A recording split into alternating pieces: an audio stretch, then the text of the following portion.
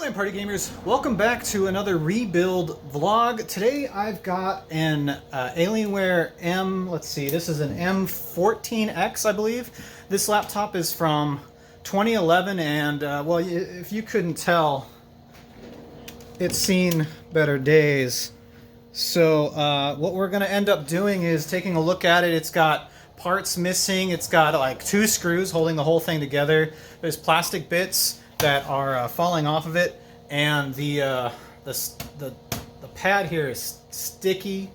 There's stuff on this glass here, so we're going to try to clean it up, refurbish it, reinstall Windows on it, and see how it works. And maybe somebody that really is in dire straits can use a refurbished Alienware laptop for school, or working from home, or something with a little oomph. This does have a 2nd gen i7 in it and 6 gigs of RAM. That's a 4 and a 2 gig stick, so maybe we can find another 4 gig DDR3 SODIMM stick to put in there to at least get it up to 8 gigs and just see how far we can go with this donated laptop.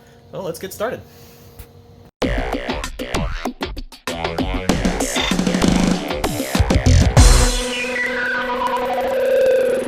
So the first thing I gotta do is get this sticky bottom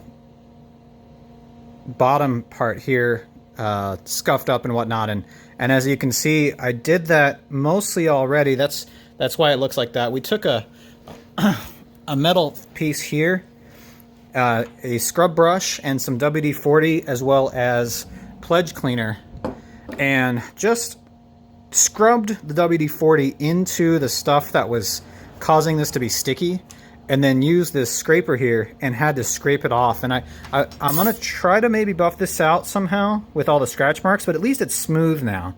It's not sticky, it's not sticking to your hand. It wasn't a pleasant sight. It was almost as if there was some kind of sticker on here and you peeled it off and the adhesive was still left on, or whatever coating they had put on this originally was still there. You can kind of still see a little bit of it here, but it covered the entire pad, and now I can run my hand across it smoothly. And it was also on the screen, hello, and the same method. We used a microfiber cloth to get on there with some WD-40 and whatnot, and really scrubbed it out. Let me show you guys what it looked like here, the kind of stuff that we were pulling off of this pad here. So this is the kind of stuff that was on the pad here. It's like gooey. It was almost like tree sap or something. I don't know. It's some kind of adhesive or rubber maybe that started to gel. And anyway, that's going right in the trash. So at least we got that figured out. The next step was installing Windows, and luckily this thing does have a Windows key on the back, so we were able to get Windows 10 installed on this, which is awesome. It's got a 128 gig SSD and then a 1 terabyte storage drive in here as well. Sans DVD drive, and as you can see, this thing must have been dropped or something, because, well, you can see the metal there is bent and then this plastic is all broken here. So we've got the battery out and everything seems to work though. So what we're going to do is we've slowly been trying to find replacements for all of these screws that are missing all over the place, and once that's done, I've actually cut out a piece of plastic that I'm hoping to replace. Open this up with one hand here. I'm hoping to replace with this piece here, and that will give this whole section some rigidity if I can get it to mesh up correctly. Maybe glue them together, hot glue, and repaint first. So I guess our next step is to repaint this and let it to start to dry.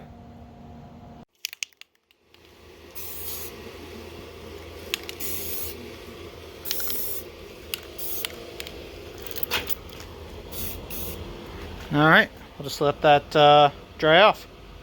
Alright, so now that that's drying, we can go ahead and look through our piles of screws. I found these really small screws here, and I do detect some laptop screws in this bag, and I've also got some other bins of screws and things that we're going to try to replace.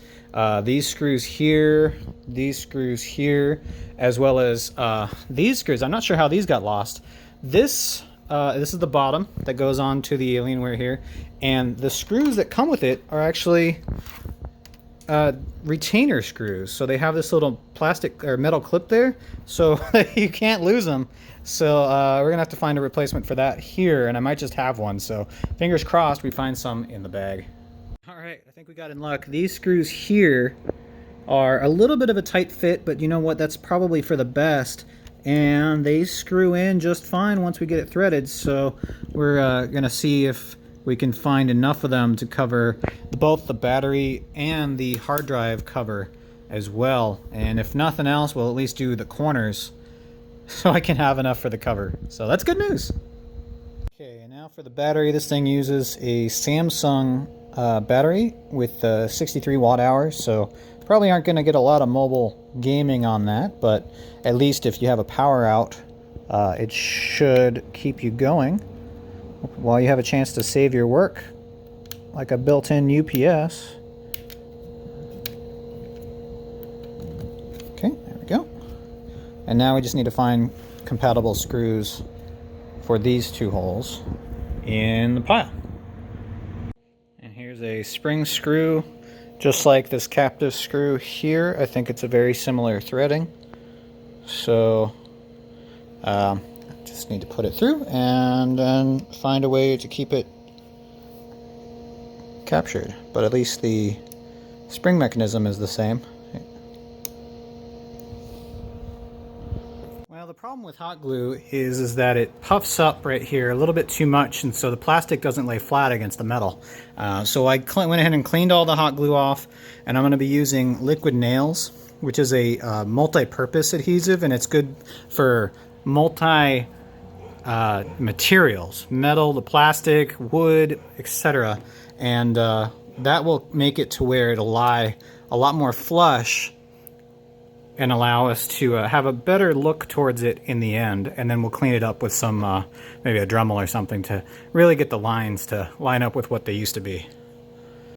All right, well, here it is drying. There's a little bit of hot glue left over. I squeezed some in there while it was drying, and I put some in the back here where it wasn't a even cut from the original break.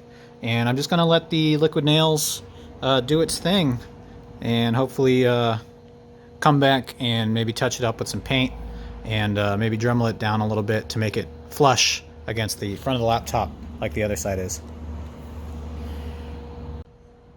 And now we just gotta wait for it to dry, and then I'll put another dab of paint on there and tape it off and make it look like new, hopefully. Okay, so here is the piece of plastic after the glue dried all night, and it's looking pretty good. The paint is still matching pretty good. It looks like it had shifted a little bit over the lip here, so what we're going to do is we're going to take a Dremel and we're just going to file this down a little bit to make sure it's flush with the rest of the laptop, and then we're going to paint the glue areas to make sure that they don't show up as well, aren't as noticeable.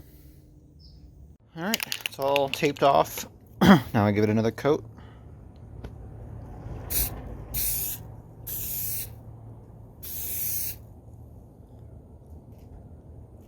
Yeah, I think that's it.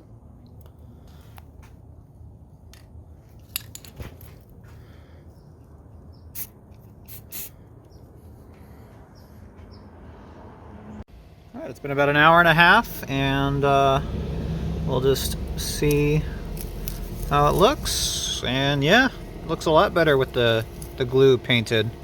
You don't see the white so much anymore. So we'll see how it looks on the table and boot it up, and maybe sand this surface down here so it's smooth again.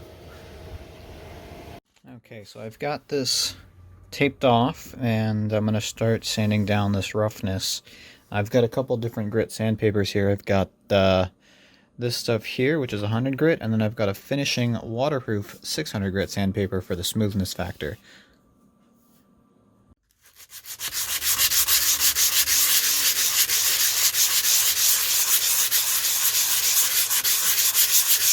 It seems to be doing something.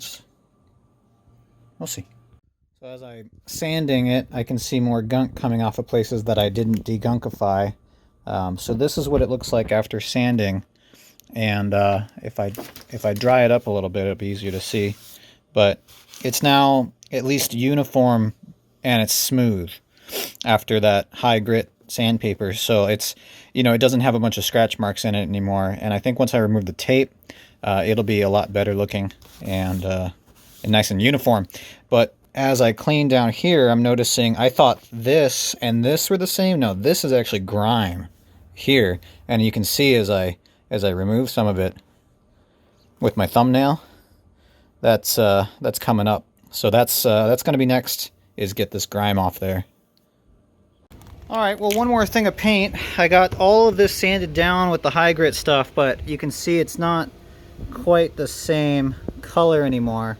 So everything's taped off, and we're just going to give it a quick once over just to make sure that it matches. And I think we might be able to call this done and see if it games.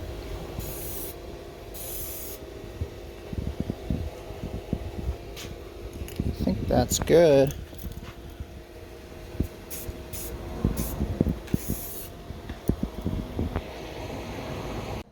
So here's the laptop with all the tape removed, and you can see the bottom has sort of lost its shine because of the type of paint we used, and a little bit of the protective stuff that keeps your finger from making too much of a mark on the pad here. Like this part here doesn't glide as well as this part here, but that's just a coating that they put on the pad, and it came up with a tape. But you know what, it still works just fine regardless if you're up top or bottom, and it's a gaming laptop, so I imagine you'd have your mouse anyway. But the important thing is that the paint actually worked out really well. It's nice and smooth here, no more stickiness. I got as much of it off of the screen as I could, because whenever this was shut, whatever was being sticky here would get on the screen, and I've done my best to get it all off the screen there. And it comes up more, you can see it worse in the camera here than I do real life. I can barely see it in real life. So we're just gonna go and install some games here and do some benchmarks and see how this old GTX 555M can do with 2020 titles, or at least titles that we're playing now, and some older titles like TF2, and just see if this thing's even worth all the effort that we put into it. One thing I noticed while sort of fixing this thing up and playing games on it is that it had some really tinny sounds to it, and I couldn't tell if it was a driver issue or whatever. And looking into it, it looks like the subwoofer on this Alienware laptop is actually blown out. So the subwoofer's in the front here, and then the rear speakers are somewhere behind the keyboard. But basically, when you, and it looks like I need to fix this part too. That's held in by the bottom cover usually. But if I play a song with a little bit of bass, you can hear that buzz. But if I block the subwoofer, or at least slow it down with my finger,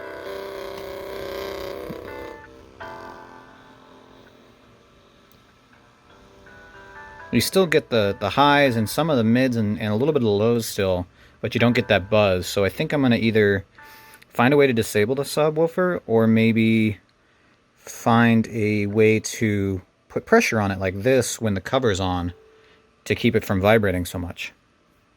I found this piece of foam board. Basically, it's like stuff that's you use to make crafts with, and I'm going to cut it in the same shape of this speaker here, and when the cover's put on it, it should put a little bit of pressure on here to keep it from vibrating so much, and we'll see if that doesn't help out. And there we go, a little bit of pressure on that base, and no more tinning. Nice. Alright, the first game we're going to be trying out in this is going to be Minecraft, which would have been actually releasing around the same time as this laptop. So this is going to be a test of a game that more or less was built with this laptop in mind, or vice versa. So we're just constructing the world now. I gotta say, the downfall of this laptop so far, other than the graphics card, obviously, which is aged, is the slow hard drive, which, because of the smaller SSD, is where we have to install the majority of the games and whatnot, leaving the SSD for the operating system and core programs. Alright, we're in the game now, and looking around, I'm getting, and this is everything all the way down, full screen, at the native resolution of 900p. We've got 25 FPS. Now, as chunks start to load, or if I start to do stuff, you can see it dip here and there. But it's definitely playable, especially if somebody was looking for a real budget way to play Java Minecraft. You're definitely not going to be running RTX Minecraft on this, that's for sure. Let's see if we go into the world a little bit, if it slows down significantly or not. So as we start loading more sections, you can see a dip there down to 9, 7 FPS, 5 underneath the water, a little bit better. Try not to drown here. But it typically stays, once the chunk loads, or once a section loads, 25 to 30 FPS. I have a feeling that the other games we're going to be playing are going to be in a similarly cinematic experience. But, I mean, it's definitely playable. It's not, like, perfect, and I bet you if we turn the resolution down to something like 720p, we'd see over 30 FPS, but playing at the native resolution, especially on this 14-inch monitor, is probably for the best. So, yeah, it looks like if you go and explore and then you come back, all that stuff that will be loaded will be done loading, and you can start playing for real and building and crafting and whatnot. Alright, here we go. So I'm in the gun range, and oof, I'm only getting 15 FPS right here. 21. I mean, stuff is still kind of loading in. Let me see if I can turn down the game a little bit here. Yeah, so even my mouse is a little laggy here. So graphics. Come on now. So we're going to turn off anti-aliasing. That's usually the way to do it here. Alright, so we went ahead and turned everything down, textures and all, leaving the resolution at 900p, and I can see it jump up into 20s FPS every once in a while, even though we're only at 17 now. I think it's the smoke effect. Let's see how it feels, though. Well, I can tell that the draw times are much faster with everything turned down, so that's a shame. You'd think that a graphics card created, 3 to 5 years after this game came out would do a lot better than this. So, but it sounds good, and it feels a lot better. But I don't think I'd be doing esports with this one. Let's go ahead and try out the obstacle course and see what time we get on that. Alright, so for this, I went ahead and turned it down to 720p. Because when I'm walking around outside, I'm only getting like single-digit FPS. So, but when we're in here, we're doing a lot better. We're consistently over 20 FPS. Let's go ahead and try out the obstacle course. This will kind of give me a really good example. I've run through this obstacle course a lot of times. It'll give me a score, and we'll see exactly how it feels compared to something I'm used to playing, which is, far over 60 FPS. But it's more about frame draw times on this and the feel of it more than the actual number, which right now is sitting right around 20 FPS.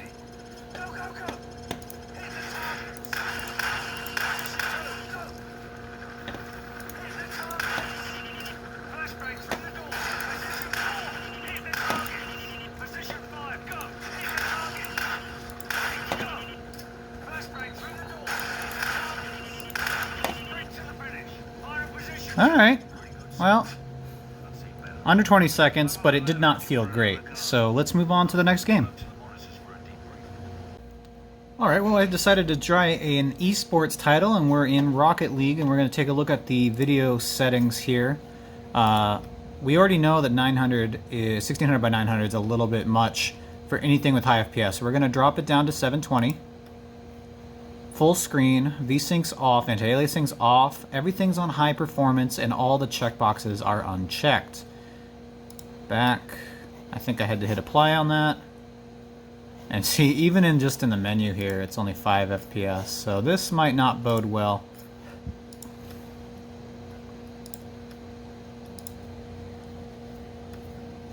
The other issue is that in this game, or rather with this driver set, you cannot get your graphics information from Task Manager. So if you were to look at Task Manager right now, it wouldn't show any GPU information here, just CPU, memory, disks, and Ethernet. So unfortunately, we can't tell which GPU it's trying to render this game on, but we do have the NVIDIA GPU set as the primary and default in the settings there. So let's go ahead and go to play and do a private match with some bots.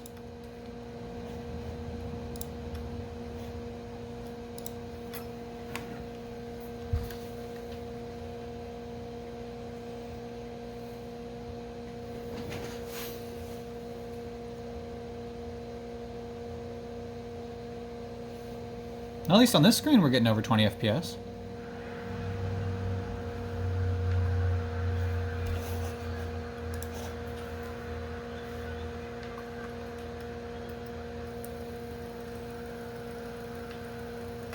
Oof. Yeah, single digits here. I'm getting 6, 7, 8 FPS. What's interesting is I played this earlier, and I got better than this. So I'm wondering if maybe stuff is installing in the background. Let's go ahead and find out. I think I might see what the issue is. Down here at the bottom, we've got our thermals here, and CPU temp, core temp, is running at 92 degrees Celsius. So I think we're thermal throttling. Might have to see if there's a way to fix that. But I'm just double checking here. Yeah, the high performance NVIDIA processor is our default. So it looks like that's what this thing is suffering from, is it's got a single cooler for both its CPU and GPU. So that's a pretty big deal when your CPU is throttling all the way down to less than a gigahertz. It's going to suffer. So that's probably the reason why. Well guys, that's going to be it for this video. With the thermal throttling issues, I feel like until we really dive into the system, if we get an extra stick of RAM to bring it up to 8 gigs and maybe reapply the thermal paste on the cooler, maybe even do some liquid metal work, that's about as much as I'm going to get out of this. But redoing the plastic finish on the side, repainting all of the handguard area and wrist area, it really does make the system look practically new again. And I feel like if somebody were to get this, at least for a productivity standard, it's still got a lot going for it with its 8 threads. I did install Adobe on this, as well as for CS6, so people could do Photoshop or video editing work using those 8 threads. And I feel like for productivity, this machine still has a lot of life in it. And now that we've gone ahead and fixed a lot of the issues cosmetically, it's got some life still left in it, and is not going to go straight into the garbage anymore. Anyway, thanks for watching. If you want to see more refurbishing or other build vlogs or anything, make sure you hit subscribe down there and check out our content for previous videos. And if you want to see when we're having events, either online or when all the pandemic stuff is over, live again, make sure to visit our website at sandiegoland.net. Thanks for watching. Bye-bye.